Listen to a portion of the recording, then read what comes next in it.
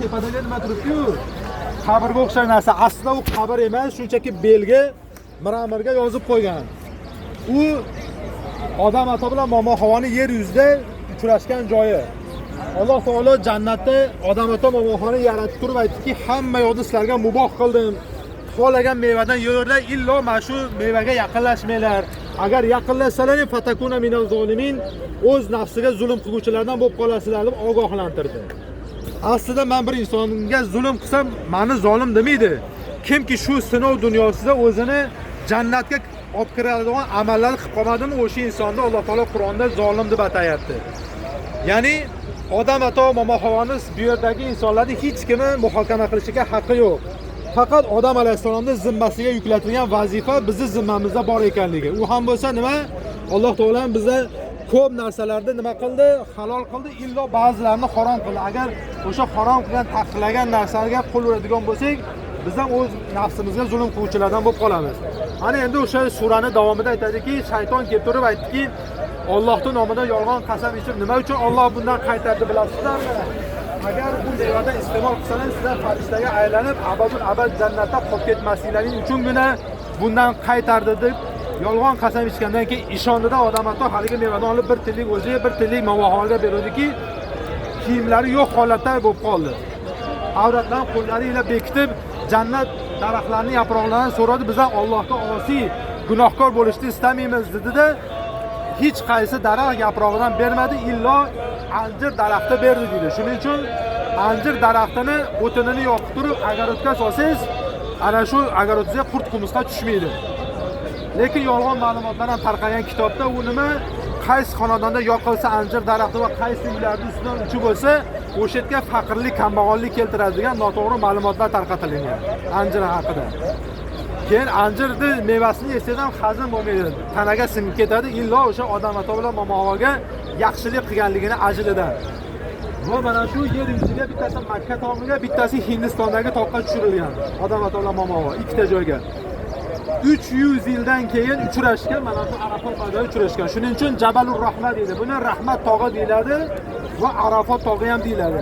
Payg'ambar alayhisalom umri mobaynida 4 marta umra qilgan, 1 marta katta haj qilgan. Mana shu joyga kelganda hatto payg'ambarlardan tog'ning ustiga chiqmay shu yerdan qaytgan. Shuning uchun chiqilmaydi.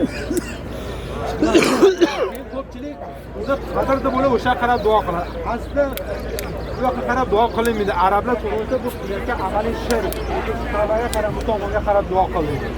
Bu yerda qilingan duolar ijobat degan Arafotdagi duolar. O'shaning uchun oxirida nima duo qilib shayton tanqalamiz. Mana ko'pchilik ona bola ki er-xotin keldi, mana shu yerlarda Alloh taolo odamlar momoxon uchrashgan yerlarida sizlarni yana bir karra mana shu uchrashtirib qo'yganiga Alloh taologa hamd va sanolar bo'lsin. Endi mana shu yerda bizning zimmamizdagi narsa nima? Alloh taolo qil degan ishni qilib, qilma degan ishni qilmaslik. Hazrat Ali karramallohu vajhuni bir xristian uyida mehmon qiladida, uzumni hamma navidan olib keladi, maqtab yegandan keyin sharob olib keladi. Sharob degani bizning tilimizda vino, uzumdan siqib olingan narsa.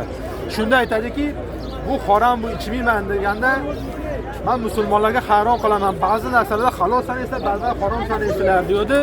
Endi u islom dinini qabul qilmagan odam dalillarini ham qabul qilmaydi. Qur'ondan gapirasizmi, hadisdan gapirasizmi? Dunyoviy misol keltirmoqchi bo'lib, xotin qizing bormi deydi, bor deydi. Chaqir ikkalasi gapim bor dedi xristianga. Chaqiradi, mana u xotining senga halolmi dedi, halol dedi. Xotiningdan chiqqan narsa qizing halolmi dedi, yo'q dedi. Qizingga nikohlab qo'ysam halol bo'ladimi dedi, yo'q dedi. G'ayridin bo'lsam shu narsani tan oldi. Ko'rdingmi dedi, uzum halol, uzumdan chiqqan narsa harom dedi. Ko'ryapsizmi, shariat hamma davrga, hamma zamonga javob beradi. Faqat o'sha narsani dalil bilan tanish kerak, o'qish kerak yoki eshitish kerak. Mana samolyotlarning uchishligi haqida ham Qur'onda ishoralar kelgan. Hali sizlar aqllaring olmaydigan narsalar bo'ladi degan. Hatto universitetda hali shundoq bir davrlar keladiki, mana shu yerda turib Londondagi kutubxonadagi kitobni o'qish mumkin deganda shu domla olib qochdi degan universitetda. Mana bugungi kunda o'sha davr keldi. Telefoningiz bilan xohlagan bir kutubxonani agar manzilni bilsangiz kirib, tilini tushunsangiz o'sha kitobni o'qishingiz mumkin. To'g'rimi? Bir paytda hozirgi yoshlarga gapirsangiz, simli telefonlar boshqa uylarda bo'lmasida telegrafga chiqib gaplashib kelardim desangiz, ertakdek tuyuladi, ishonmaydi, yo'q edi. Chunki ular bugungi zamonda bolasi.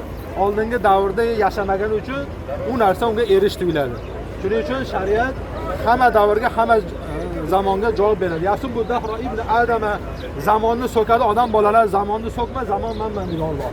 Kechasini kunduzga, kunduzni kechasiga alishtirib turuvchi zot, yomg'irni yog'diradigan zot ham, quyoshni chiqarib botiradigan zot ham kim? Alloh. Bu bandasining qo'lidan kelmaydi. Shuning uchun bu g'ayb narsaga kirib, o'zingizni gunohkor qilib, kelajak haqida hech qachon gapirmaydi. 5 ta shunaqa hadisda ham Qur'onda ham keladi. Mafatihul g'ayb 5 ta narsani Alloh taoladan boshqa hech kim, payg'ambar ham, avliyo ham hech kim bilmaydi degan.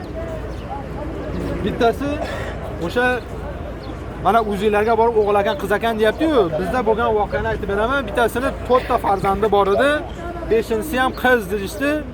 U nima dedi? Rizq beruvchi Alloh, qolaversa sababchisi menman dedi. 5-inchisi o'g'il tug'ildi. Agar yo'q qilganda nima bo'lardi?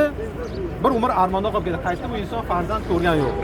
Bittasi o'sha narsa, ikkinchisi ertaga nima bo'lishi, uchinchisi insonni qay holatda va qayerda vafot etishini ham bilmaydi, qiyomatning ilmini ham bilmaydi. Mana qiyomat qoyim 2012-yil qiyomat bo'lar ekan.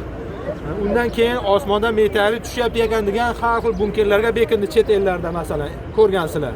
Yo bo'lmasam bundan 4 yil muqaddamda eslatadigan bo'lsam, bahorda 2-oyini 2-kunida nima bo'ldi? Qishdan yog'magan qalin 40 sm qor yog'di. Qaysi inson siz menga xabar bera oldiki, uzumini, onorini ko'ngli ochmay turlar, qalin qor yog'ishi kuzatilyapti dedi. Daraxtlar 80-90% gullagani sovuq oldi, o'sha yil mevalar bo'lmadi. O'shaning uchun Alloh taoloning ishiga aralashmang. Aralashishga haqqingiz ham yo'q, o'zingizni gunohkor qilganingiz qoladi. Kelajakdan va o'tmishdan gapirishda ehtiyot bo'ling. Chunki u davrda yashamagansiz, o'tmishda ham, kelajakda ham hali yashaysizmi yo'qmi, buni Alloh biladi. Kechagi kunimiz o'tib ketdi, qaytib kelmaydi. Ertangi kunimiz bormi yo'qmi, uni ham bilmaymiz. Hamma bugunlik kun bilan yashayaptimi? Shuning uchun endi bo'ladigan narsani nima qilmayman. Masalan, boradigan kunimizni ham to men e'lon qilmaguncha xabar beraman. Mana kecha ketadiganlar kechqurun ketmay bugun ertalab ketishdi. Hamma yo'qda aytib qo'ygan joyida xatmalari hammasi barbod bo'ldi. Men o'zim aytaman, necha soat uchasiz, necha soat aeroportda vaqtingiz ushaladi.